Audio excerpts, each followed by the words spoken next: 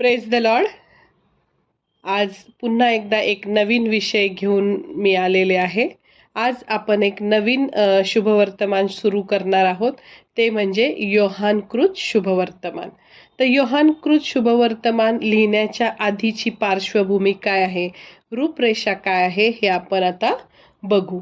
तर योहानकृत शुभवर्तमान हे जब्दीचा पुत्र प्रेषित योहान याने लिहिलेलं आहे. तर आणि हे शुभवर्तमान इसवी सन 70 ते इसवी सन 90 या दरम्यानच्या काळात लिहिले गेलेले आहे, असं बऱ्याचशा पवित्र शास्त्राच्या अभ्यासकांचं विद्वानांचं काय आहे, मत आहे. पण त्याचा फिक्स असा लेखन काळ माहिती नाहीये. तर हा योहान येशूचा अत्यंत प्रिय शिष्य आहे, म्हणून ह्या योहानाचं नाव म्हणजे फेमस झालेलं आहे. आणि त्यासाठी एक वचन पण आहे, योहान 13:23. योहान 13:23 मी वाचते. तेव्हा ज्याच्यावर येशूची प्रीती होती असा त्याच्या शिष्यातील एक जण येशूच्या उराशी टेकलेला होता. म्हणजे हा योहान नेहमी येशूच्या जवळ असायचा आणि त्यामुळे त्याला अनेक येशूच्या सर्व गोष्टी त्याने जवळून बघितलेल्या होत्या. आणि हा आरंभीच्या 12 शिष्यांपैकी योहानच हा आध्यात्मिक सहभागितेत येशूच्या अगदी निकट होता. आणि येशूचं मन ह्या योहानाला समजलं होतं, तेवढं दुसरं कुणालाच समजलेलं नव्हतं. म्हणून म्हणजे ह्या योहानकृत शुभवर्तमानामध्ये योहानाने आपल्यासाठी येशूची काही सखोल अशी अर्थपूर्ण वचनं आणि येशूचे मनातले जे पवित्र आत्म्याद्वारे जे विचार येशूने मांडले आहेत ते त्यांनी सुंदररित्या लिहून ठेवलेले आहेत. त्या सोपं करून सांगते की जर एखाद्या वडिलांचा एखादा लाडका मुलगा असेल आणि तो सतत वडिलांबरोबर राहतो आणि सतत वडील कसे बोलतात, कसे चालतात, वडिलांची आवड काय आहे, वडिलांचे म्हणजे गुण काय आहेत, वडिलांच्या लहान लहान सवयी काय आहे, वडिलांना काय आवडतं, ह्या सगळ्या गोष्टींचं तो बारीक निरीक्षण करतो. जो आवडता मुलगा जो सतत वडिलांच्या सहवासात राहतो त्याला ह्या वडिलांच्या सगळ्या बारीक बारीक गोष्टी डिटेलमध्ये माहीत असतात, कारण तो लाडका असतो आणि लाडका असल्यामुळे तो सतत वडिलांच्या जवळ राहत असतो, म्हणून त्याला ह्या सगळ्या बारीक गोष्टी माहीत असतात. तसाच हा योहान येशूचा आवडता शिष्य होता. आता मी वाचलं ना योहान 13:23 मध्ये की तो येशूचा आवडता जसं काय शिष्य होता आणि तो नेहमी येशूच्या उराशी टेकलेला असायचा. येशूचं त्याच्यावर फार प्रेम होतं असं इथं लिहिलेलं आहे. तर त्याला म्हणजे जास्त जवळून येशू बघायला मिळालेला आहे, म्हणून त्यांनी ह्या अनेक छोट्या छोट्या गोष्टी डिटेलमध्ये लिहिलेल्या आहेत. तर ह्या योहानाला दीर्घायुष्य लाभलं होतं. तो कित्येक वर्ष इफिस येथे राहिला होता आणि या शुभवर्तमानाचं योहानकृत शुभवर्तमानाचं लेखन इफिस या ठिकाणीच त्याने केलेलं होतं. तसेच नवीन करारामध्ये योहानाची 3 पत्र सुद्धा लिहिलेली आहेत प्रेषित योहानाने.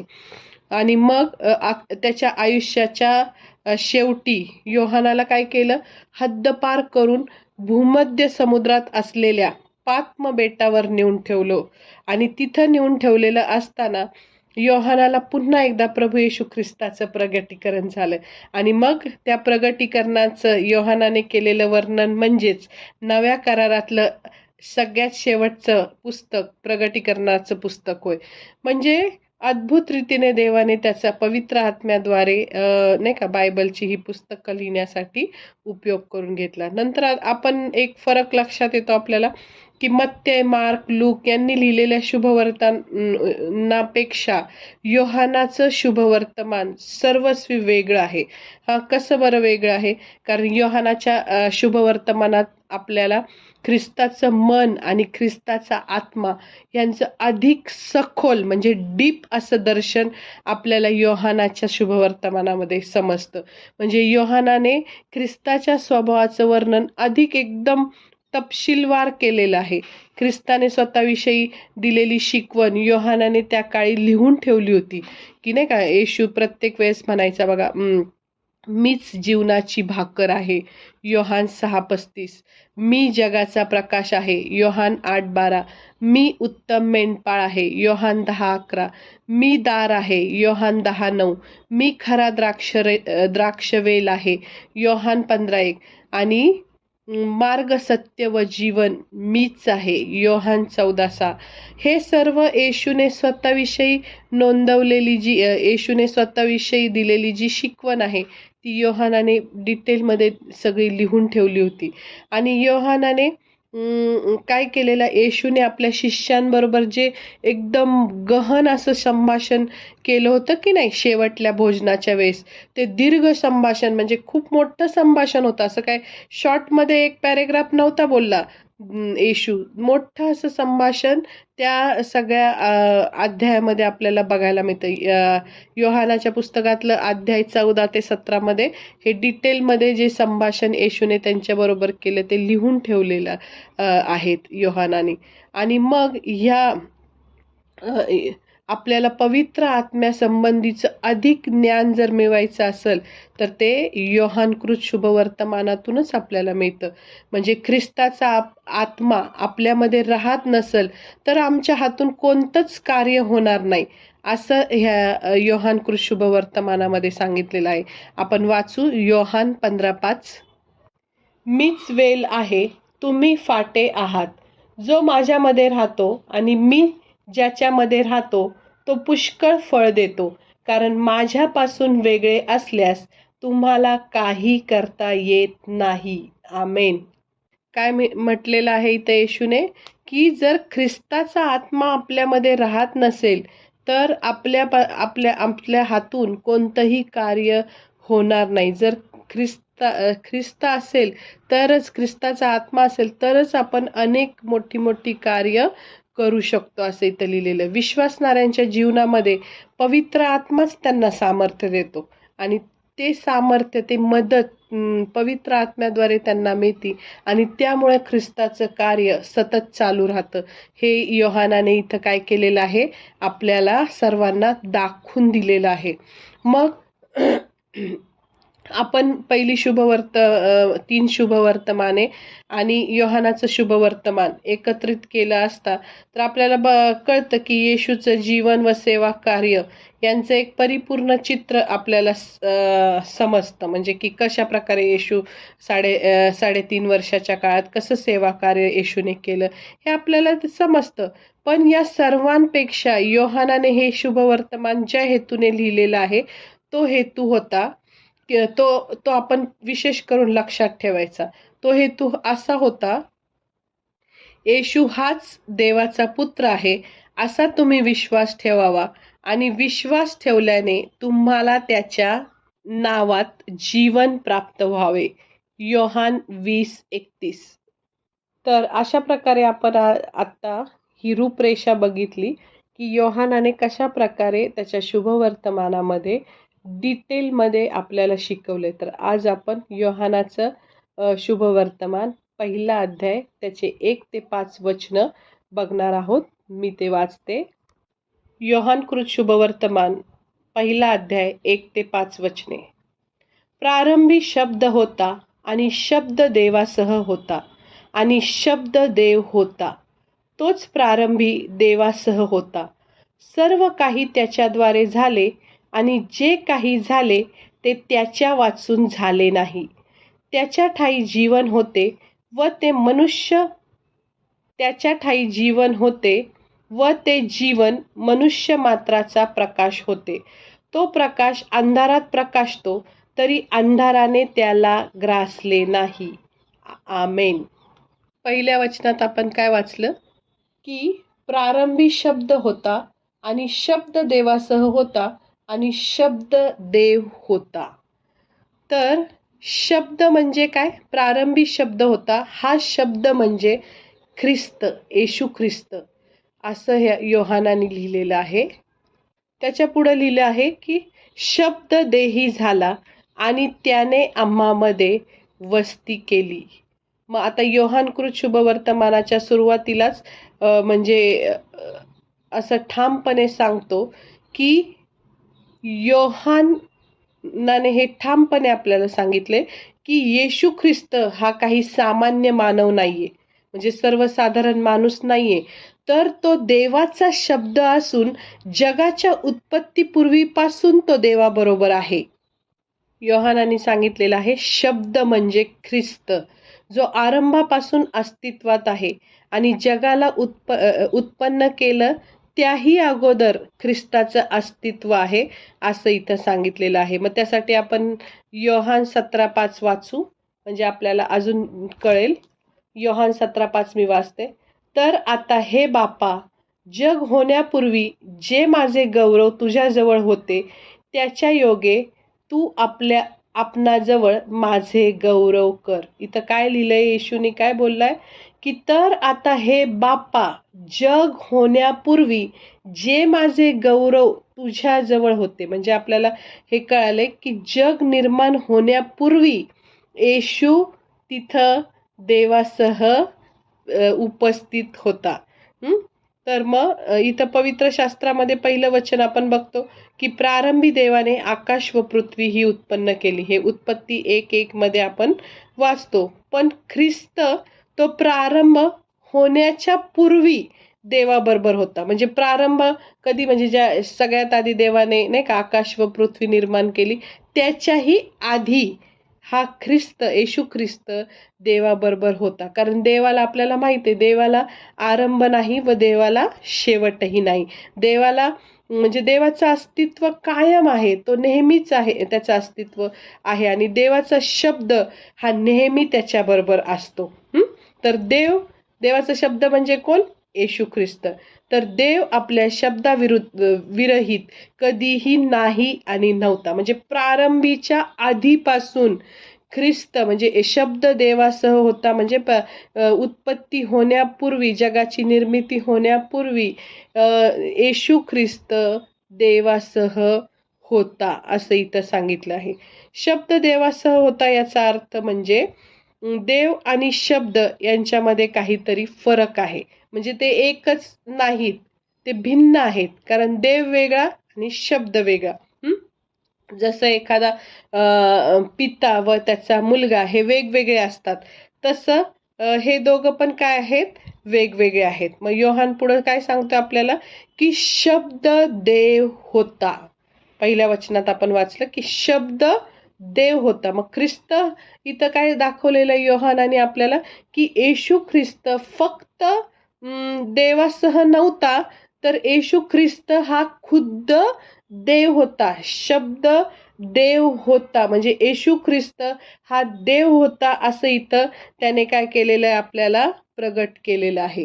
म्हणजे लोकांना असं वाटतं की येशू हा कोण आहे? देवाचा पुत्र. तर तिथं काय लिहिलेलं आहे की तो नुसता देवाचा पुत्र नाही, तर तो काय आहे? स्वतः देव आहे. शब्द देव होता, म्हणजे येशू हा देव, स्वतः देव आहे. म्हणजे आता एक समजण्यासाठी म्हणून मी सांगते की येशू ख्रिस्त मनुष्य रूपातील देव आहे. म्हणजे तो जिवंत देवाचं काय आहे? एकमेव सत्य रूप म्हणून नाही का तो इथं पृथ्वीवर आला आणि त्याने मानव देह धारण करून तो 2000 वर्षांपूर्वी ह्या पृथ्वीवर आला. आणि देव आणि ख्रिस्तामध्ये आणि ख्रिस्त आणि देवामध्ये हे असं आहे. म्हणजे येशूने आपल्या शिष्यांना सांगितलं नाही का, बऱ्याच वेळा योहानाच्याच शुभवर्तमानामध्ये आपण वाचतो की ज्याने मला पाहिले आहे त्याने पित्याला पाहिले आहे. योहान 14:9 मध्ये येशू म्हणतो मी पित्यामध्ये व पिता माझ्यामध्ये आहे. योहान 14:11 मध्ये येशू म्हणतो मी आणि पिता एक आहोत. योहान 10:30 मध्ये लिहिलेलं आहे. तर मग ह्यातून आपल्याला कळतं की ते दोघं एक पण आहेत आणि ते दोघं काय आहेत?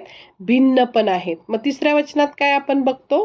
तिसरं वचन, सर्व काही त्याच्याद्वारे झाले आणि जे काही झाले ते त्याच्या वाचून झाले नाही. म्हणजे इथं सांगितलंय की सर्व काही त्याच्याद्वारे झालं. म्हणजे त्याच्याद्वारे म्हणजे येशू ख्रिस्ताद्वारे झालं. म्हणजे देवाचा शब्द हा मनुष्याच्या शब्दासारखा नाही. म्हणजे देवाचा शब्द मनुष्याच्या शब्दासारखा नाही. कारण देव बोलतो तेव्हा तो कृतीही करतो. आपण बघितलंय उत्पत्तीच्या अध्यायामध्ये की मनुष्य बऱ्याचदा बोलतो, पण ते कृती होती का? नाही, काही करत नाही. मनुष्य नुसता बोलतो. परंतु देव बोलतो तेव्हा काहीतरी निश्चित घडतं, क्रिएशन होतं. कारण देवाच्या शब्दात तेवढं सामर्थ्य आहे. देवाने ज्यावेळेस उत्पत्तीच्या निर्मितीच्या वेळेस बोलला देव की प्रकाश हो, तर लगेच काय झाला? प्रकाश झाला. पूर्वी काय होतं आपल्याला माहिती आहे की सगळीकडे काय होता? अंधार होता, पाणी होतं. मग तिथं देव जेव्हा बोलला प्रकाश हो, तेव्हा सगळीकडं प्रकाश अस्तित्वात झाला, म्हणजे क्रिएट झालं देवाच्या शब्दाने. उत्पत्ती 1:3 मध्ये आपण तर हा सामर्थ्याचा शब्द येशूपाशी होता. कारण बघितलं आपण की नव्या करारात की येशूने एका कुष्ठरोगी माणसाला म्हटलं शुद्ध हो, आणि ताबडतोब त्या माणसाचं काय झालं? कुष्ठ नाहीसं झालं आणि तो बरा झाला. म्हणजे देवाची जी पॉवर, जी शब्दातलं सामर्थ्य पिता परमेश्वर यहोवा परमेश्वर मध्ये होतं, तेच सामर्थ्य पुत्रामध्ये म्हणजे येशू ख्रिस्तामध्ये पण तेच शब्दाचं सामर्थ्य ज्यावेळेस तो बोलतो तेव्हा क्रिएट होण्याचं सामर्थ्य ते आपल्याला इथं दिसतं. मग आपल्याला हे दिसतं की येशू बोलला की भूते, दुष्टात्मे लोकांच्या अंगातून बाहेर जात होते. आपण बघतो मार्क 1:25 मध्ये. परत त्याच्या शब्दामध्ये आपण बघितलं की एक वेळ नाही का ते बोटीत चढले आणि खूप वारा वादळ, समुद्र खवळला, वारा सुरू झाला आणि बोटीत पाणी घुसलं आणि नाही का ते बुडायला लागले होते. मग त्यावेळेस येशू नाही का उभा राहिला आणि म्हटला वादळा शांत हो, नाही का असं. आणि त्यावेळेस ते वादळाने त्याची आज्ञा ऐकली आणि म्हणजे जे काही ते बोलतो ते क्रिएट होतं. लगेच वादळ शांत झालं. निसर्गाची ही म्हणजे निसर्ग सुद्धा त्याचा शब्द काय करतो? ऐकतो. मार्क 4:39 मध्ये आपण बघितलं. नंतर त्याच्या शब्दाच्या सामर्थ्याने मेलेले जिवंत झाले. नंतर मग काही काही अद्भुत असे चमत्कार येशूने काय केलेलं आहे. मग इथं आपल्याला आपण ज्यावेळेस विचार करतो, उत्पत्तीचा पहिला अध्याय वाचतो की प्रारंभी देवाने नाही का सर्व उत्पन्न केलं, निर्माण केलं. पण त्यावेळेस आपल्याला असं डिटेल तिथं पहिल्या ह्याच्यात कळत नाही, पहिल्या अध्यायामध्ये की हे सगळं आपल्याला असं वाचताना सरसकट आपण वाचतो तेव्हा आपल्याला असं कळत नाही की नाही का हे जे करताना येशू पण तिथं अस्तित्वात होता. येशू देवाबरोबर होता. पण त्यावेळेस आपल्याला वाटतं की फक्त देवानेच हे एकट्याने हे केलंय असं आपल्याला वाटतं.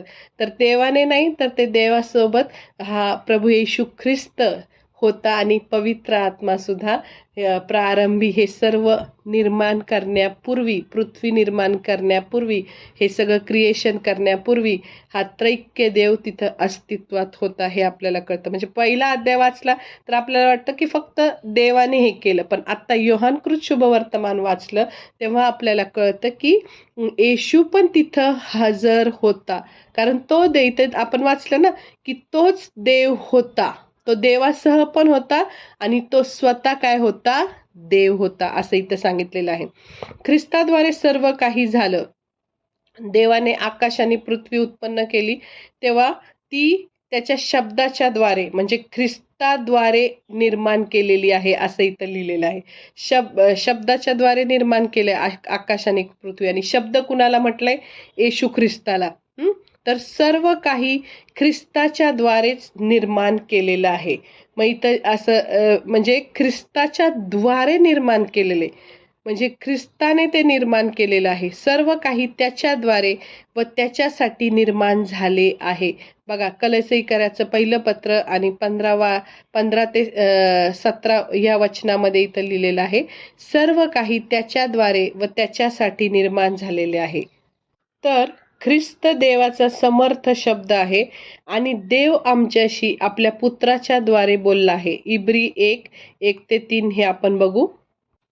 इब्री 1 आणि 1-2 हे वचन आपण वाचू. देव प्राचीन काळी अंशांनी व प्रकारांनी संदेश त्याच्याद्वारे आपल्या पूर्वजांशी बोलला. तो ह्या काळाच्या शेवटी पुत्राच्या द्वारे आपल्याशी बोलत आहे. त्याने त्याला सर्व गोष्टींचा वारीस करून ठेवले आणि त्याच्याद्वारेच त्याने विश्व निर्माण केले आहे. तिसरं वचन, हा त्याच्या गौरवाचे, तेज व त्याच्या तत्वाचे प्रतिरूप असून आपल्या सामर्थ्याच्या शब्दाने विश्वाधार आहे आणि पापांची शुद्धी केल्यावर तो ऊर्ध्वलोकी राजवैभवाच्या उजवीकडे बसला. आमेन. म्हणजे इथं काय सांगितलं आहे की प्राचीन काळी म्हणजे जुन्या काळात ख्रिस्त या पृथ्वीवर येण्यापूर्वी देव आपल्या पूर्वजांशी, जे जुन्या करारातले लोक आहेत की नाही, त्यांशी अशी म्हणजे यहुद्यांशी जुन्या करारातील संदेष्ट्यांद्वारे बोलला. आणि नंतर पण या काळाच्या शेवटी देव आपल्या पुत्राच्या द्वारे आपल्याशी बोलला आहे. म्हणजे पुत्राच्या द्वारे म्हणजे कुणाच्या द्वारे? ख्रिस्ताच्या द्वारे तो आपल्याशी बोलला आहे. ख्रिस्त या पृथ्वीवर आला तेव्हापासून हे शेवटचे दिवस आहे हे म्हटलेलं आहे. म्हणजे बायबलमध्ये शेवटले दिवस असं आपण जेव्हा वाचतो, ऐकतो, तेव्हा शेवटले दिवस म्हणजे काय की ख्रिस्त या पृथ्वीवर आला तेव्हापासून ते शेवटचे दिवस असे आहेत. तर या ठिकाणी ख्रिस्ताच्या वचनापेक्षा संदेष्ट्यांची वचने कमी मोलाची किंवा कमी सत्य आहेत असं म्हणायचं नाहीये.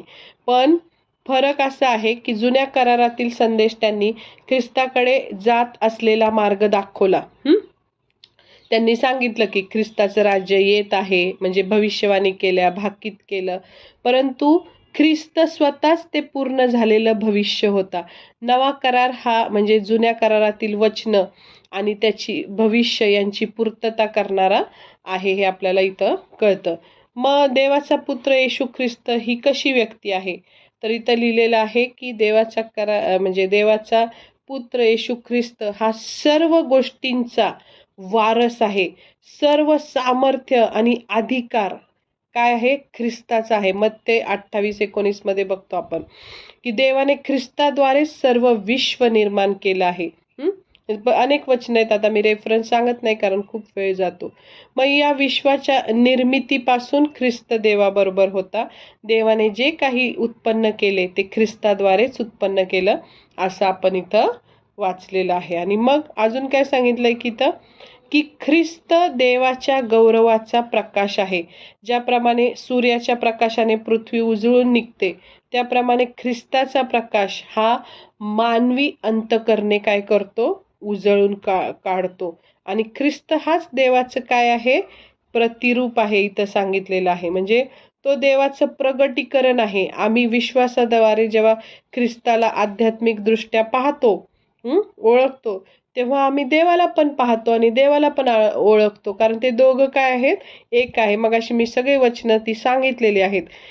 कारण इथं काय सांगितलंय की कारण ख्रिस्ताच्या ठाईस देवाची सर्व पूर्णता मूर्तिमंत वसते. आणि ख्रिस्ताच्या समर्थ वचनामुळे तो सर्व काही काय करतो? राखतो. त्याच्याच ठाई सर्व काही आहे. कलसई 1:17 मध्ये लिहिलेलं आहे. तर मग ख्रिस्त नुसता विश्वाचा निर्माण करता नाही, तर तो नुसता निर्माण केलेला नाहीये, तर तो रक्षण करता आहे. रक्षण करता सुद्धा काय आहे. म्हणजे तोच सगळं ग्रह तारे यांना नियंत्रणात ठेवतो, भ्रमण कक्षेत ठेवतो. सगळे व्यवस्थित नाही का ते एक प्रदक्षिणा घालतात सगळं. आणि तो हे सर्व तो आपल्या समर्थ वचनाद्वारे करतो. ख्रिस्त बोलतो ते शब्द देवच बोलतो. आता इथं काय सांगितलं आपण मगाशी वाचलं, पवित्र शास्त्रात देवाचा शब्द म्हणजे शब्द आणि कृती दोन्ही एकच. शब्द बोलला की कृती होती. आणि देव केवळ बोलत नाही, तो बोलतो तेव्हा नेहमी कृती पण करतो. तो जे बोलतो ते सिद्धीस नेतो. देव बोलला प्रकाश हो आणि प्रकाश झाला. मग तसंच आता ख्रिस्ताने पापांच्या शुद्धीकरण उपलब्ध केलेलं आहे पापांसाठी.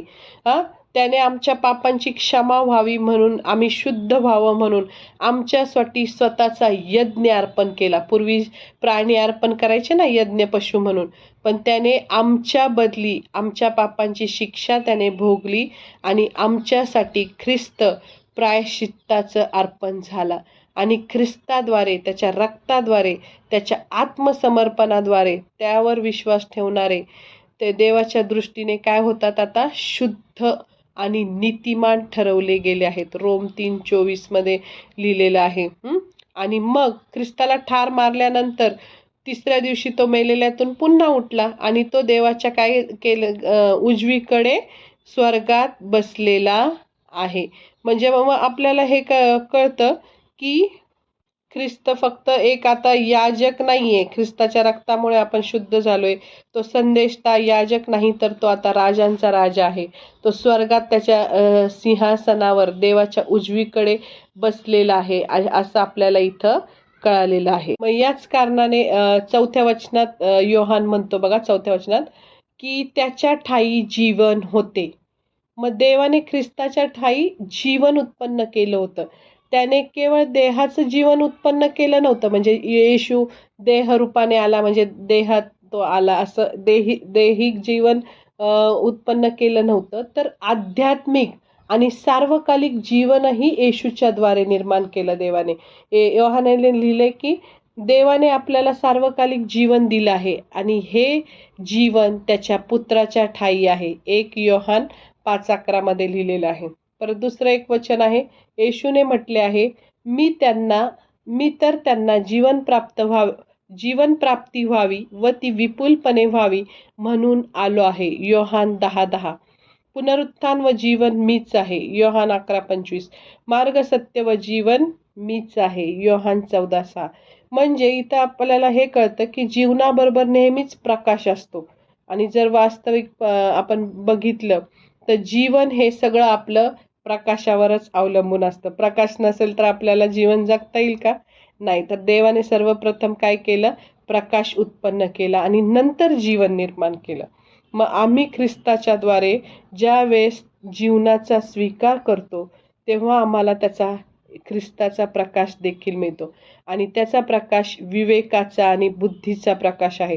तो प्रत्येक मनुष्यामध्ये आहे आणि हाच आध्यात्मिक प्रकाशही आहे. योहान 12:46 मध्ये आपल्याला कळतं की बघा, आपण वाचू, जो कोणी माझ्यावर विश्वास ठेवतो त्याने अंधकारात राहू नये म्हणून मी जगात प्रकाश असा आलो आहे. तर अंधारात आपल्याला काहीच दिसत नाही, पण प्रकाशामध्ये आपल्याला सर्व स्पष्ट दिसतं. आणि या सर्वांहून महत्त्वाचं म्हणजे ख्रिस्ताच्या प्रकाशाने आम्हाला देवाला पाहता येते. बघा, जर आपल्याला देवाला पाहायचं असेल तर ख्रिस्ताकडे जाण्याचा, ख्रिस्त हाच पहिला मार्ग आहे आणि मग त्याच्याकडून आपल्याला पित्याकडे जाता येतं. मीच जगाचा प्रकाश आहे. जो मला अनुसरतो तो अंधारात चालणार नाही, तर त्याच्याजवळ जीवनाचा प्रकाश राहील असं येशू म्हणतो योहान 8:12 मध्ये. मग आपल्याला ह्याच्यातून कळतं की एक छोटीशी मेणबत्ती पेटवली की त्या प्रकाशातील म्हणजे प्रकाशात खोलीतील अंधार कुठं नाहीसा होतो. म्हणजे अंधारी खोली असेल आणि एक मेणबत्ती पेटवली तर संपूर्ण खोली भरून काय होतो? प्रकाश निर्माण होतो. मग त्याप्रमाणे ख्रिस्ताचा प्रकाश काय करतो? जगातल्या अंधकारावर मात करतो. आणि अंधार अंधार प्रकाशावर कधीही मात करू शकत नाही असं इथं सांगितलंय. मग ख्रिस्ताचा प्रकाश हा पाप आणि अविश्वास यांच्या अंधारात प्रकाशतो, परंतु अंधाराने त्याला ग्रासले नाही. अंधाराला देवाचंच काय, पण ख्रिस्ताचंही ज्ञान होत नाही. कारण आपण बघतो की पाप आणि अविश्वास यामुळे ज्यांची मने आंधळी झालेली आहेत अशा लोकांना देवाचा प्रकाश पाहता येत नाही. खरं तर त्यांना म्हणजे अंधारात राहण्याची आवड असते, म्हणून ते देवाचा प्रकाश पाहण्याचं काय करतात? नाकारतात. योहान 3:19-21 मी वाचते. निवाडा हाच आहे की जगात प्रकाश आला आहे आणि मनुष्यांनी प्रकाशापेक्षा अंधाराची आवड धरली आहे, कारण त्यांची कृत्ये दुष्ट होती. कारण जो कोणी वाईट कृत्य करतो तो प्रकाशाचा द्वेष करतो आणि आपली कृत्ये उघडकीस येऊ नये म्हणून प्रकाशाकडे येत नाही. परंतु जो सत्य आचरतो तो प्रकाशाकडे येतो, ह्यासाठी की आपली कृत्ये देवाच्या ठायी केलेली आहे हे उघड व्हावे. म्हणजे इथं आपल्याला काय सांगितलेलं आहे? त्यात प्रकाश म्हणजे येशू आलेला आहे आणि जगातील मनुष्यांनी येशूपेक्षा अंधाराची आवड धरलेली आहे, म्हणजे पापाची आवड धरलेली आहे, कारण त्यांची कृत्ये दुष्ट होती. आणि जो कोणी दुष्ट कृत्य करतो त्याला तो प्रकाशाचा काय करतो? द्वेष करतो. म्हणजे जो बघा पाप करतो त्याला आवडतं का सत्य गोष्टी? नाही. त्याला त्या गोष्टीचं काय होतं? द्वेष, तो सत्याचा द्वेष करतो जो पापी माणूस आहे तो. आणि मग जो कोणी वाईट गोष्टी करतो तो प्रकाशाचा काय करतो, द्वेष करतो, असे इथं सांगितलंय. तर आपल्याला जर पूर्ण सार्वकालिक जीवनात जायचं असेल तर हे येशू हाच प्रकाश आहे, येशू हाच मार्ग आहे. आपण त्याच्यावर विश्वास ठेवल्यानेच पित्याकडे जाऊ शकणार आहे. आणि त्यासाठी योहानानी हे खूप सुंदररित्या आपल्याला समजावून सांगितलेलं आहे. तर आज आपल्याला हे वचनं कळाली असतील आणि त्या आज पवित्र आत्म्याने मला मार्गदर्शन केलं, म्हणून मी पवित्र आत्म्याला, त्रैक्य देवाला खूप खूप धन्यवाद देते, त्यांची स्तुती करते, त्यांना मान महिमा गौरव देते. आणि thank you. God bless you. Amen.